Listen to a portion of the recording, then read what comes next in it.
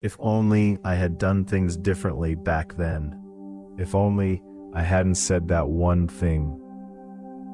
Do you ever find yourself thinking like this, going over and over the past, blaming yourself again and again? You close your eyes in bed and scenes of your failures replay in your mind on a loop. You thought you had forgotten about it during the day, but then out of nowhere, your chest tightens. That was my fault. Why did I do something like that? The people around you say you don't need to worry about it anymore, but you alone cannot forgive yourself. You can be gentle with others, but with yourself, you are relentlessly, completely harsh. Today, I'd like to share a story just for you, because 2,500 years ago, there was someone who did exactly the same thing. Someone who blamed themselves so deeply that they could no longer stand up. And the Buddha said something quietly remarkable to that person.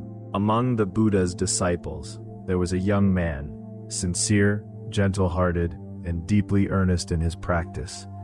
But he carried one great and heavy burden. He simply could not remember things. No matter how carefully he listened to the Buddha's teachings, by the next morning they had all vanished from his mind. While the other disciples deepened their understanding one after another, he alone could not take a single step forward. It is even said that there were times he could barely write his own name. His older brother was also a disciple of the Buddha, but one day he said to his younger brother, "You are not cut out for this practice. You should go back home." Those words pierced him to the core. He sat down at the gate of the monastery and wept, swallowing his sobs as best he could. "I'm hopeless at everything I try. Someone like me has no right to be here. All I do is burden everyone around me." Words of self-blame circled endlessly inside him. It was then that the Buddha walked quietly toward him. "Why are you crying?" Unable even to lift his face, the young man answered, "I am foolish. I cannot remember anything. Even my own brother has given up on me. I should not be here." The Buddha sat beside him in silence for a moment. Then gently, he held out a single cloth. "This is enough. Use this cloth to clean. And as you clean, repeat just one thing. Only these words. Sweep away the dust. Wipe away the grime." To a man who could not memorize a single scripture, the Buddha offered only one short phrase and one piece of cloth. From that day on, the young man swept and wiped and cleaned the floors, the hallways, the garden, day after day, without fail. Sweep away the dust, wipe away the grime. This story holds a teaching of great depth. Let us look once more at what the Buddha actually did. He did not say, "Try harder." He did not say, "Don't worry about it," or "You are not hopeless." Instead, he handed the young man a cloth, and he gave him just one short phrase. What does this mean? In Buddhism, there is a teaching about releasing attachment, the act of clinging to something. Attachment is when we grip tightly onto past failures, onto how others judge us, onto an ideal version of ourselves we feel we must become. Blaming yourself over and over, this is in truth a form of attachment to your past self. To keep thinking I was wrong back then is to return again and again to a moment that is gone, to try to change what cannot be changed. It is like clutching the shards of a broken jar and crying out, "Why did it break?" The tighter you grip, the more the broken pieces cut your hands. And yet, you cannot bring yourself to let go. What the Buddha was trying to convey was not stop thinking. It was move your hands, right now, with what is in front of you. The phrase sweep away the dust, wipe away the grime carried two meanings. One was the visible meaning, wiping away the dirt that could be seen. The other was this, slowly, steadily brushing away the dust of self-blame that had settled in the heart. You cannot erase the past, but by moving your hands in this very moment, by giving your full attention to just one small thing before you, the heart that was bound to the past begins little by little to come undone.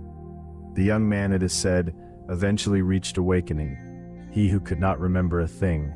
The Buddha looked upon him and said, "It is not the amount one has learned that brings liberation. It is the one who has practiced a single thing deeply, that person has truly learned. Now, let us bring this teaching into our everyday lives. There are so many moments when we blame ourselves, when we make a mistake at work, when we lose our temper with our children, when we say something to someone we love that we should never have said, or when we feel that we have grown older without accomplishing anything of worth. I'm such a failure. I need to do better. I need to be better. These voices don't come from the outside. They come from within, a steady, tireless murmur from our own hearts. This inner critic has one striking quality. It is more cruel to us than to anyone else in our lives. If a friend made the same mistake, you would almost certainly say, "It's okay. Everyone fails sometimes. Please don't be so hard on yourself." But when it comes to yourself, those words won't come. For yourself alone, you deliver a merciless verdict. So what can we do, starting tomorrow? Let me share 3 simple things. First, when you hear that voice of self-blame, simply notice it. Ah, there it is again. You don't need to stop it. You don't need to make it disappear. Just observe it from a small distance. A self-blaming thought is arising right now. That alone brings a little relief, because a small gap opens between you and the thought. Second, like the young man in our story, find just one thing you can do with your hands right now. Wash the dishes, wipe the floor, fold the laundry, take a walk. Anything will do. It doesn't have to be something grand. When you move your hands toward one small thing in front of you, the heart comes back from the past into the present. Third, and perhaps this is the most important of all, try speaking to yourself the way you would speak to a friend. You're doing well. That was hard, wasn't it? It's going to be okay. You don't need to say it out loud. A quiet whisper in your heart is enough. At first, it might feel awkward. It might feel like you're telling yourself a lie. But please, keep going. When the words you give yourself begin to change, the landscape of your heart changes too.